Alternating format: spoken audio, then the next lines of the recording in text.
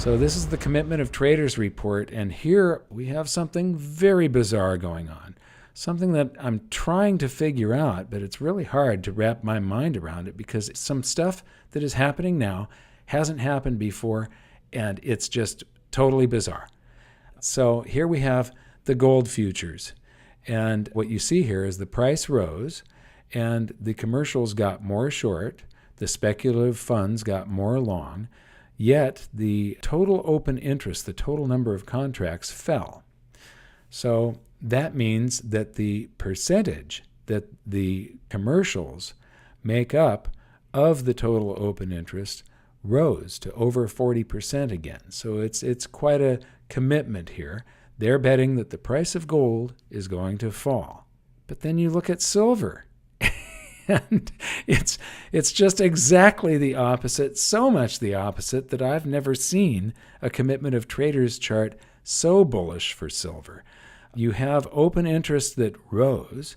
You have commercials that almost do not exist. You have the non-commercials that are always wrong in the short term. Whenever they bet heavily that the price is going up and they get very long, the price falls. And during that fall, they cover their contracts and close out their positions and lose money. And so here, they're betting that the price is going to go down. And you just don't see this. You've got to go back many, many years to see it. And they're betting now, there's 3 weeks in a row that they've been betting that the price is going to go down. And when you look at the commercials, they've almost disappeared. So with this increase in the volume of open interest and the commercials almost disappearing, the commercials commitment is almost zero. Now, the commercials are the ones that manipulate price in silver to whatever extent they do manipulate. I mean, there are people going to jail over this. There are banks that have been found guilty. The proof is out there. They are manipulated markets.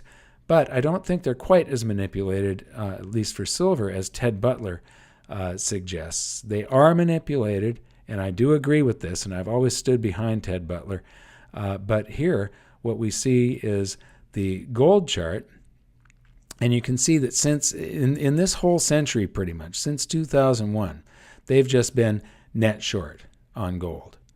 And then you get back into the last century and you see them net long and then net short and net long and short and net long. And this is completely unmanipulated back here. That's like normal price action. There is one very bullish thing. During this entire fall, this correction that has been happening since 2011, where gold went from $1,900 and it's fallen down to the near 1,000 range, and we're up at $1,300. That whole time they stayed on the net short side. So this is bullish news over the long term. But when you take a look at silver, one of the pieces of evidence that Ted Butler uses to prove that it's manipulated is that they're always net short. Except for there's a couple of months here where the non-commercials got net short, the speculative funds. But otherwise, the big commercials are always net short. Well, there's actually a logical reason for that. Silver, all of the gold mining companies, they're in the business of mining gold. And that's where most of the gold supply comes from. There's a tiny bit that comes from scrap. But almost all gold supply comes from gold miners.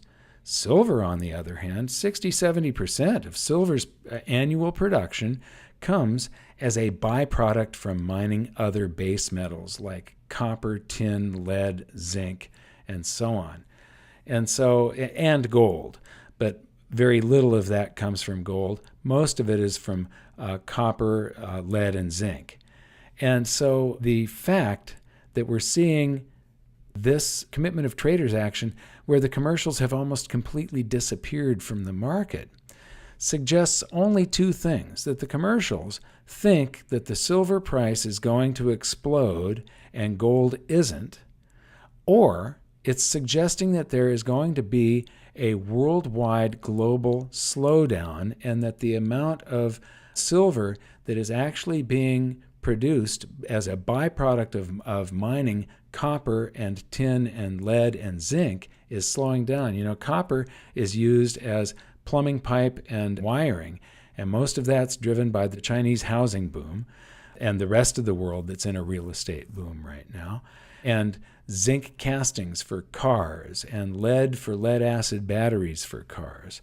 So if that's starting to slow down and there's less silver being mined by these companies, now remember, they're in the business of mining other metals, not silver. Silver is an annoyance to them, but it's a valuable annoyance.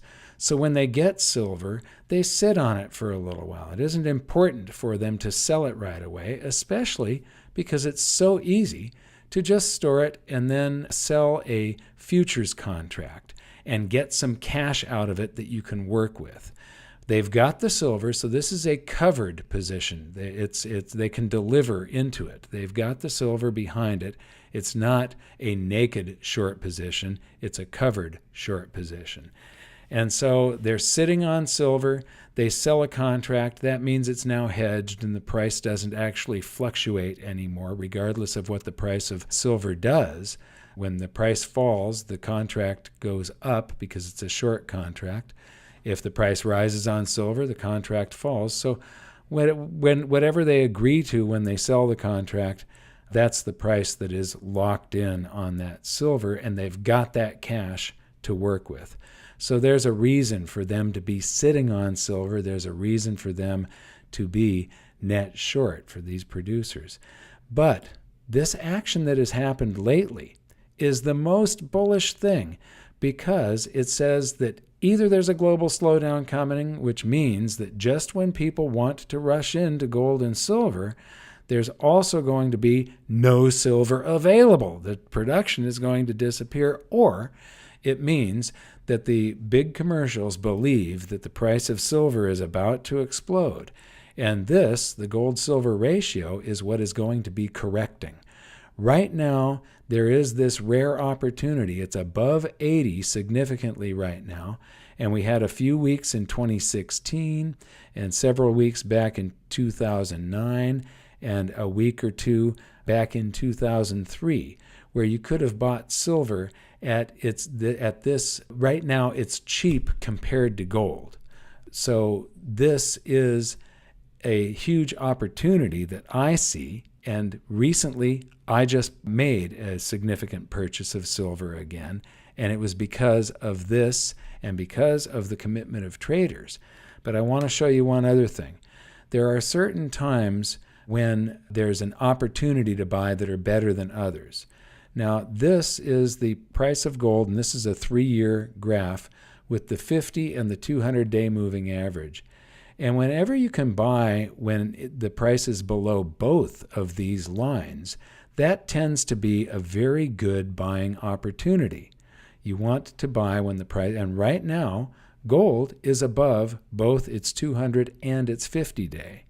And silver is below its 200 and its 50-day. And so you've got the commitment of traders report, you've got the gold-silver ratio, and you've got the fact that in the short term, you've got one of these buying opportunities where it's below both of the moving averages.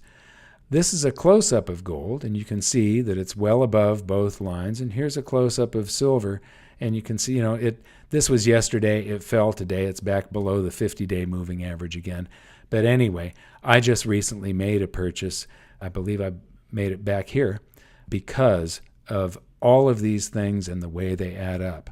Now, another thing I want to point to is that I like to buy when everybody else doesn't want to buy. That's when you want to accumulate things. Recently, people have actually complained that I've been making too many videos about cryptocurrencies. And so the public doesn't want it. We stopped making public videos on YouTube about cryptocurrencies because nobody wants to hear about it anymore. I'm going to get back to that in a minute. But here's gold.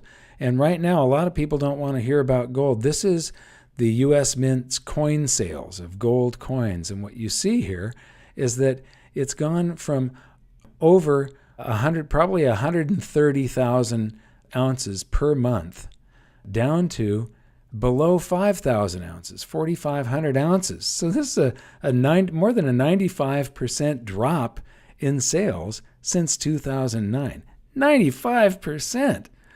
This is an amazing capitulation because the larger funds and stuff, they'll buy things like GLD and they'll do futures contracts, but the individual investors, the small investor, typically buys things like gold eagles and 1 ounce bars and things like that. And you're seeing a major capitulation here. And then with silver, that's again a different story.